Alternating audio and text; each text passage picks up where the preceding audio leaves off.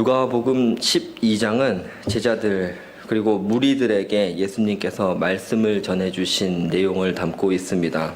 그래서 12장 1절 말씀을 보면 이 공간 안에, 그 자리 안에 수만 명이 있었다 기록하고 있습니다. 그러니까 굉장히 많은 인파가 모여 있었고 서로 밟힐 정도가 되었다는 것이죠. 그리고 그들에게 어떤 때는 모두를 대상으로, 또 어떤 때는 그보다 더 대상을 좁혀서 제자들을 향해서 말씀을 전하시는 내용이 12장에 담겨 있습니다. 그렇게 예수님이 말씀을 전해주시자 13절 말씀을 보면 이 말씀을 들은 이들 가운데 한 사람이 이렇게 묻습니다. 무리 중에 한 사람이 이르되 선생님, 내 형을 명하여 유산을 나와 나누게 하소서. 예수님의 말씀을 다 들었는데 그 사람의 마음 가운데 이런 생각이 든 겁니다. 유산을 나누어 달라는 부탁을 예수님한테 드려야겠다. 그러니까 이상하게도 같은 공간, 같은 자리 속에서 같은 말씀을 들었는데도 어떤 사람의 마음 속에는 예수님이 이후에 내가 그런 것을 나누어 주려고, 판단해 주려고 온 줄 아느냐 책망하실, 또 그 심중의 의도가 탐심이라고 밝혀주신 그런 마음이 일어났던 것이죠. 예수님이 이렇게 비유를 들어서 더욱 설명해 주십니다. 한 부자가 그 밭에 소출이 풍성하여서 마음속으로 생각하였다는 것이죠. 내가 곡식 쌓아둘 곳이 없으니 어찌해야 될까? 지금 있는 곳간을 헐고 더 크게 지어서 그곳에 쌓아두어야겠다. 이제 여러 해 쓸 물건을 쌓아두었으니 나는 평안히 쉬고 먹고 마시고 즐거워해야겠다. 그런데 반전이 있죠. 하나님이 이르시되 어리석은 자여, 오늘 밤에 내 영혼을 도로 찾으리니 그러면 내 준비한 것이 누구의 것이 되겠느냐. 이 비유를 들려주시면서 예수님이 이렇게 결론 맺으십니다. 21절에 자기를 위하여 재물을 쌓아두고 하나님께 대하여 부요하지 못한 자가 이와 같으니라. 이렇게 한 번에 말씀이 쭉 전해지고 난 다음에 오늘 우리가 함께 읽은 말씀의 본문이 이어지는 것이죠. 그런 맥락에서 이 말씀이 진행되는 것입니다. 22절 말씀인데요. 제가 한번 읽어드리겠습니다. 또 제자들에게 이르시되 그러므로 내가 너희에게 이르노니 너희 목숨을 위하여 무엇을 먹을까? 몸을 위하여 무엇을 입을까? 염려하지 말라. 그러니까 예수님의 말씀을 이렇게 듣고 난 제자들의 마음 가운데 어떤 생각이 있었다는 것이냐? 염려가 들었다는 것입니다. 이 말씀을 듣고 나서 제자들의 마음 속에 어떡하지? 걱정이 되기 시작했다는 것입니다. 그 말씀을 그대로 받아들여지지가 않는 그런 마음이 제자들 가운데 있었다는 것이죠. 염려가 무엇이냐? 조금 생각해 볼 필요가 있습니다. 원래 원문에 사용되어 있는 헬라어 메림나오라고 하는 이 단어는 염려하다라는 뜻 외에 마음을 두다라는 의미를 가지고 있습니다. 제자들이 이렇게 생각할 수 있습니다. 예수님의 말씀을 듣고 내가 먹는 것, 입는 것에 마음 좀 쓰는 게 그렇게 잘못된 일인가? 내가 먹는 걸 그냥 먹나? 예수님 쫓아다니려니까 힘드니까 먹고, 예수님 이게 필요하신 거 챙기고 또 같이 다니는데 안 좋아 보이면 안 되니까 입은 거고, 힘내야 되니까 이상하지 않으려고 그렇게 하는 건데, 주님이 또 우리도 그렇게 생각하지 않습니까? 하나님 맡겨주신 거 잘 관리하고 그렇게 하나님이 맡겨주셨으니까 내가 청지기로서 관리하겠다는 건데 그게 왜 나쁜 건가? 그런데 문제는 죄인인 인간은 주님이 주신 것을 청지기로서 관리하는 데서 그치지 않고 소유하고 싶어 한다는데 문제가 있습니다. 어떤 분의 설교를 듣다가 존 파이퍼 목사님의 그 책에 대한 내용을 인용하는 것을 들었습니다. 그 내용이 이렇습니다. 한 문장인데요. 하나님의 가장 큰 적은 그분의 선물이다. 하나님의 가장 큰 적은 그분의 선물이다. 무슨 말씀이냐 하면 오늘 말씀에 빗대어서 얘기해드리면 하나님이 먹을 것, 입을 것 다 주신 선물이지 않습니까? 그런데 어느 순간 그것이 내 마음을 빼앗아 버린다는 겁니다. 그리고 그것을 주신 하나님은 온데간데 없어지는 하나님의 큰 적이 되어버린다는 것이죠. 우리가 주님이 주시면 그것을 관리하고 사용하고 청지기로서 사는 데 멈추는 것이 아니고 그것을 쓰느라 마음이 거기에 가버린다는 것이죠. 우리가 내어놓는 말과 고백 그리고 우리가 나누는 나눔들을 한번 생각해 보면 좋겠습니다.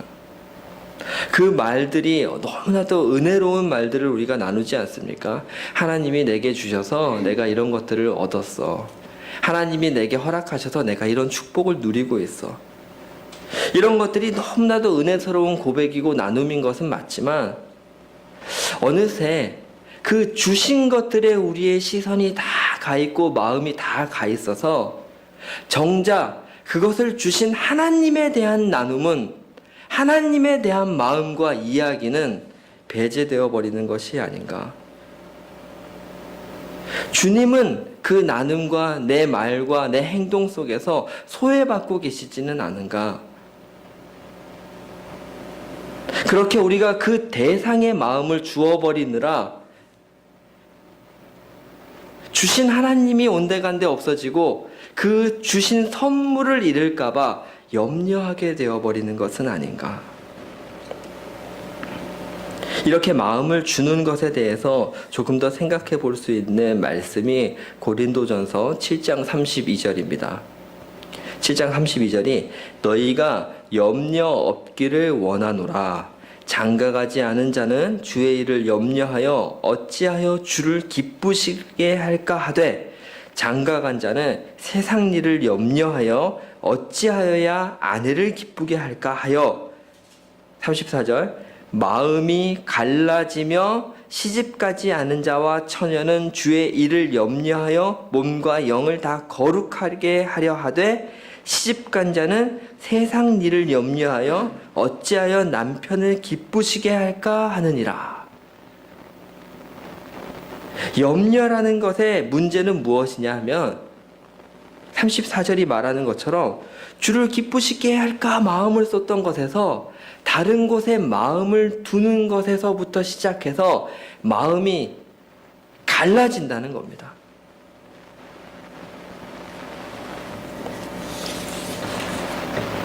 지금 제자들에게 지적하시는 내용이 음식의 문제인 것 같고 입는 것의 문제인 것 같지만 본질적으로는 염려의 문제이고 더 정확히는 마음이 갈라지는 것에 대한 지적입니다.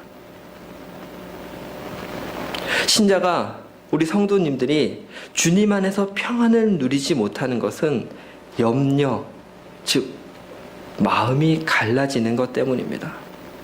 그래서 우리는 항상 기도하고 깨어 있으면서 내 삶의 주도권이 주님께 있다는 것을 붙들어야 하죠. 나도 모르게 그렇게 하지 않으면 주님이 주신 선물의 마음 뺏기게 되고 내가 누리고 있는 현실의 마음 뺏겨버리게 되는 것입니다. 그리고 정작 주님께 드려야 될 그 마음이 나뉘어져 염려하는 마음, 근심하는 마음이 되는 것입니다. 솔직히 말씀드리면 이 말씀 앞에 어쩌면 이 자리에서 제일 부끄러운 사람이 저일지도 모릅니다. 신학을 시작하고 나서 많은 사람들이 저한테 물었습니다. 제가 좀 나이를 먹고 나서 신학 공부를 시작했기 때문에 아니 어떻게 직장 생활을 하다가 또 아이도 낳았는데 저희 아내가 항상 그래서 그 말을 하죠. 속았다고. 예. 어떻게 어려웠을 텐데 신학하겠다고 결심을 했냐. 그래서 직장 다니다가 이제 사역을 시작했으니까 경제적인 문제는 어떻게 했냐 이제 많이 물어봤던 거죠. 그래서 한동안 제가 했던 대답은 이제 다행히 가족들이 다 동의해 주었고 또 이제 더 그럴듯해 보이고 멋있어 보이는 마음으로 이제 이렇게 얘기했죠. 신학 공부를 시작할 때는 그런 부분들에 대해서 내가 내려놓는 마음이 있었다. 실제 그런 마음도 있었고요, 사실. 그런데 그렇게 내가 결심하면서 내려놓는다고 해서 내려놔지는 게 아니지 않습니까? 현실 속에서는 어떤 상황 속에서는 또 내가 닥쳐있는 결정하고 처리해야 될 환경 속에서는 이게 또 다른 문제이지 않습니까? 때때로 끙끙거리기도 하고 또 이 문제는 어쩌면 제가 방금 전에도 말씀드린 것처럼 여기 있는 모든 분들 중에서 제가 어쩌면 가장 연약하고 많이 싸우고 있는 문제일지도 모릅니다. 어느 날이고 현실적인 문제에 마음 뺏겨버리고 말면 말씀이 아니라 이걸 어떻게 해결하지에 마음이 다 가 있어서 아무런 성경 한 구절도 마음에 넣지 못하는 그런 게 사실은 현실이죠.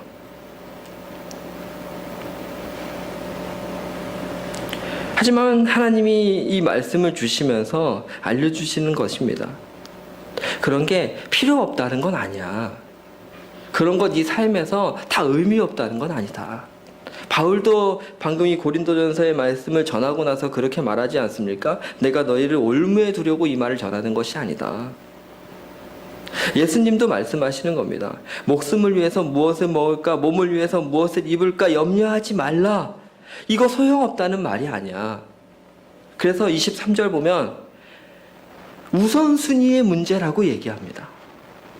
목숨이 음식보다 중요해. 몸이 의복보다 중요하다. 그리고 우리가 읽지 않았지만 12장을 시작하면서 주신 말씀 속에 그걸 주관하실 그분을 두려워하는 것이 참된 믿음의 모습이다 얘기하지 않습니까?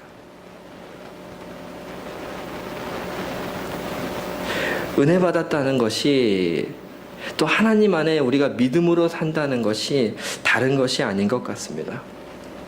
우리가 자주 찬양하듯이 우리의 시선을 주님께 맞추려고 애쓰는 것이죠. 살아계신 하나님의 그 일하심을 내가 살고 있는 현장 속에서 느끼려고 애쓰는 것입니다. 하나님이 하시는구나, 이끄시는구나, 그 손에 달려있구나.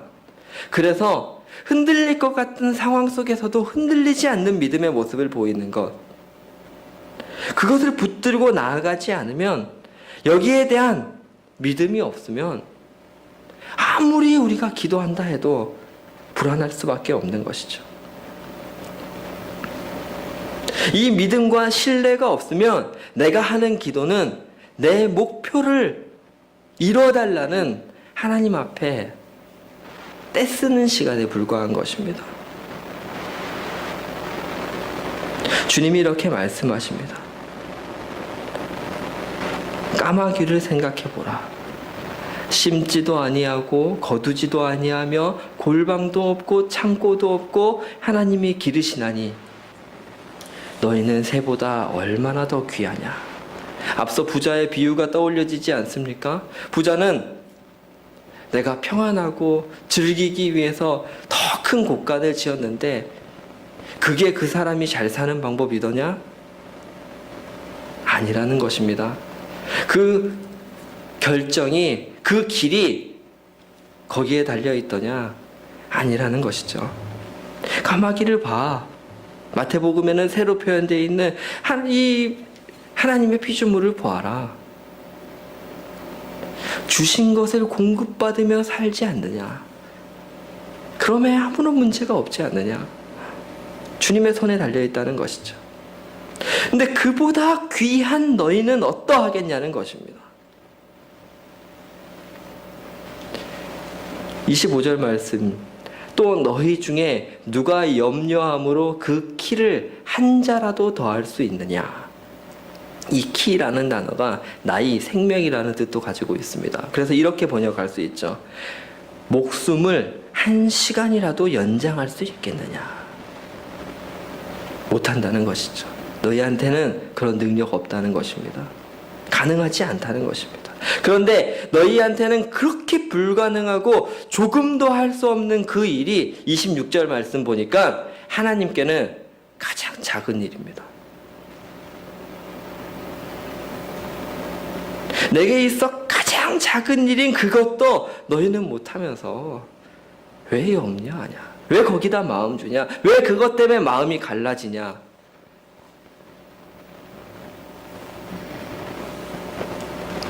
제가 저희 아이들이 잘 때마다 가능하면 이제 해주는 것이 있습니다.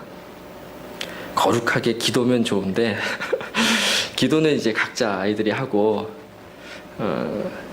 아이들을 이제 다리를 꼭 주물러 줍니다. 왜냐하면 이 마음에 항상 그 두려움이 있어요.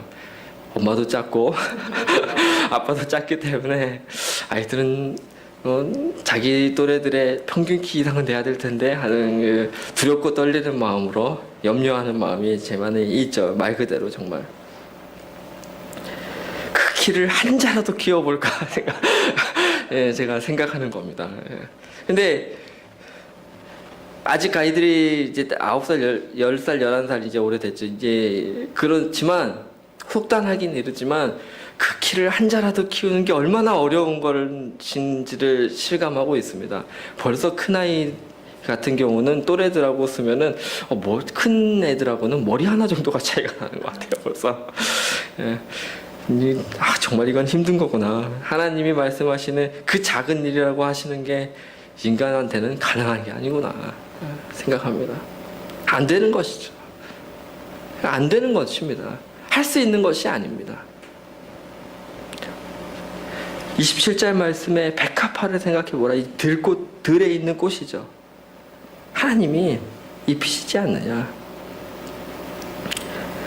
28절에 오늘 있다가 내일 아궁이에 던져지는 이 들풀도 하나님이 이렇게 입히시지 않느냐. 저는 이 말씀을 보면서 이런 생각이 듭니다. 처음에 하나님의 그 말씀은 너희가 먹을 것 입을 것에 마음 두지 말라 했을 때 제자들을 비롯해서 그 앉아있는 사람들의 마음속에 이렇게 야박하게 말씀하실 수 있을까? 현실을 아시는 텐데 눈으로 보실 텐데 라는 마음이 들지만 어느 순간 한 예수님의 말씀은 절절하신 거예요. 성도가 살아가는, 네가 사는 잘 살 수 있는 그 법칙과 방법이라고 하는 것이 그게 아니다. 그 결을 따라가서는 네가 잘 살 수 없기 때문에 주신 말씀인 것이죠. 그것이 어느 틈에는 이제 너희에 대해서 내가 그냥 그렇게 두겠느냐. 너희의 잘 사는 길과 축복을 주관하시고 까마귀도 새도 들의 풀도 입히시는 우리 아버지 하나님께서 너희를 입히시지 않겠느냐. 마음속에 믿어달라는 것이죠. 우리 지금 하는 말로는 받아들여 달라는 것입니다. 이 믿음과 신뢰 아래 너희 삶을 한번 놓아보라는 것이죠. 로이드 존스 목사님의 사도행전 강해를 읽어보면 서두에 그런 말이 나옵니다. 로이드 존스 목사님이 스스로 자전적으로 고백하시기에 아직도 나는 이 땅의 소망이 말씀을 지키고 말씀이 선포되고 그 말씀을 적용하는 데 있다고 믿고 소망한다. 어떤 사람들은 이렇게 말한다. 다른 모든 시도들과 더불어서 말씀을 지키는 시도도 이미 이 세상에서 해봤고 실패한 것이 아니냐. 하지만 로이드 존스 목사님이 이렇게 항변합니다. 체스터만이라고 하는 사람의 글을 인용하면서 역사의 이래로 말씀이 제대로 이 땅 가운데 적용되어 본 시대가 있었느냐. 성경의 원리가 진리인 줄 알고 그것만 붙들고 그게 생명인 줄 알고 붙들어 본 시대가 있더냐? 그렇지 못했기 때문에 제대로 말씀이 이 땅 가운데 실현되고 적용되어 본 적이 없다는 것입니다.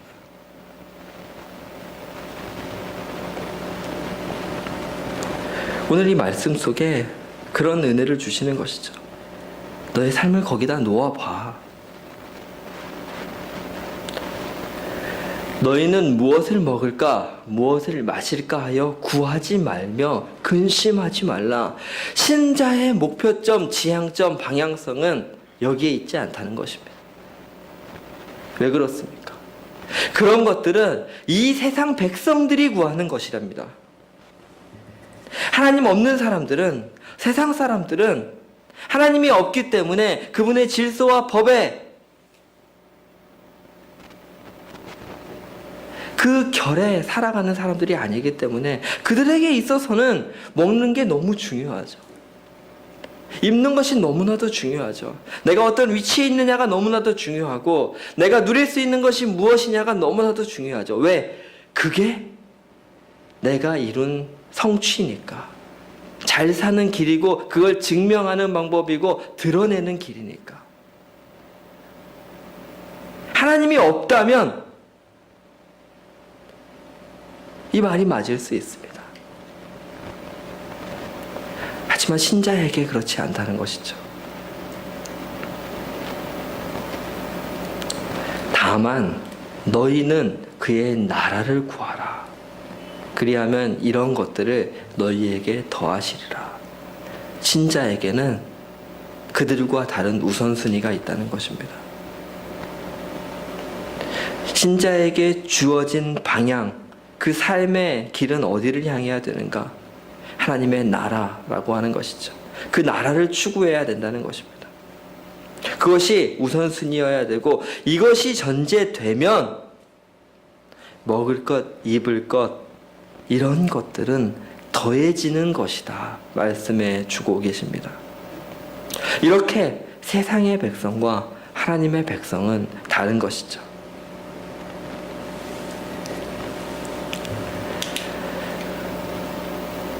적은 무리여 무서워 말라 하셨습니다.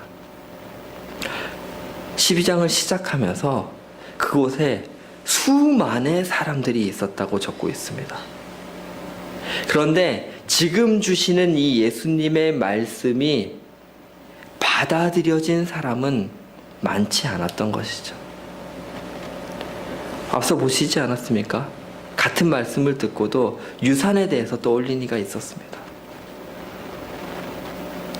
그리고 심지어 적은 무리지만 그 말씀을 받아들인 이들에게도 무서워하는 마음이 있었습니다. 이 말씀대로 그렇게 살아도 될까? 괜찮을까? 문제 없을까? 하지만 오늘 주님이 말씀해 주시는 것입니다. 힘들고 무섭지만 그래도 이 말씀을 따라 살아라. 너희 아버지께서 그 나라를 너희에게 주시기를 기뻐하신다. 이것이 하나님이 기뻐하시는 너희로 하여금 이 세상에서 잘 살도록 하시는 방법이다. 원칙이다. 길이다. 알려주시는 겁니다. 저는 이 말씀을 읽고 고백하고 또 생각해 보면서 한편으로 이런 생각이 듭니다. 어려운 말씀인 것은 분명합니다. 또 말씀하신 것처럼 실제 내가 어떤 상황에 처해 있을 때 거기에 내 마음 뺏기지 않고 하나님 앞에 시선을 잃지 않는다는 것 분명 힘든 일인 것도 맞는 것 같습니다. 그런데 만약 하나님의 이 기뻐하시는 뜻이 아니라 앞서 말씀드린 세상의 사람들의 방식처럼 내가 원하는 것, 내가 뜻한 것, 내 계획이 내가 잘 사는 방법이면 전 그게 더 불편할 것 같습니다. 더 불안할 것 같아요.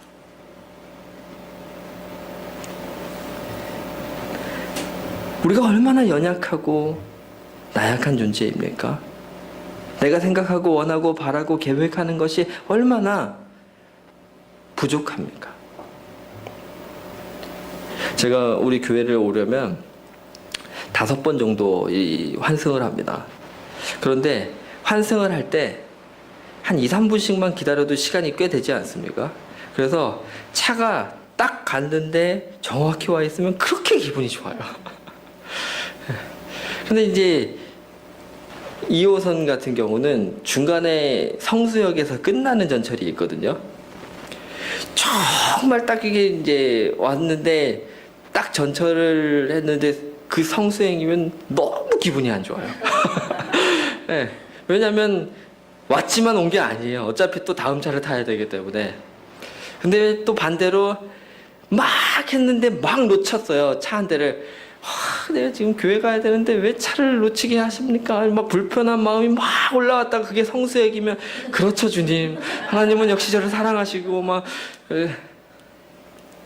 이렇게 간사하고 좋았다 나빴다를 반복하는 게 인간입니다.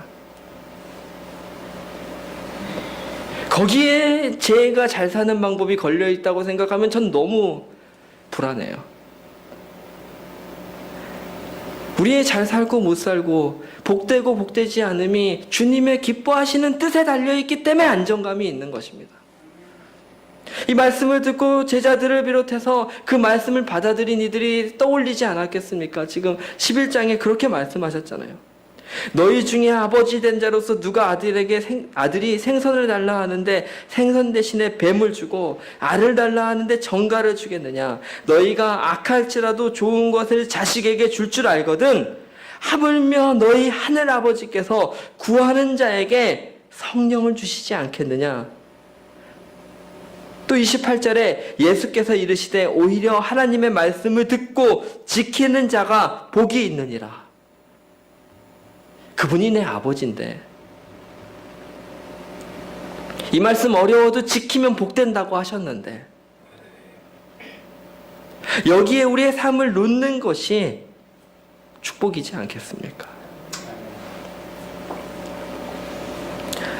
주님이 저와 여러분의 아버지 되십니다. 그래서 오늘 주님의 말씀처럼 그분의 기뻐하시는 뜻을 의지하고 지킴으로 참된 복을 누리시는 저와 여러분 되기를 진심으로 축복합니다. 우리 같이 기도하겠습니다.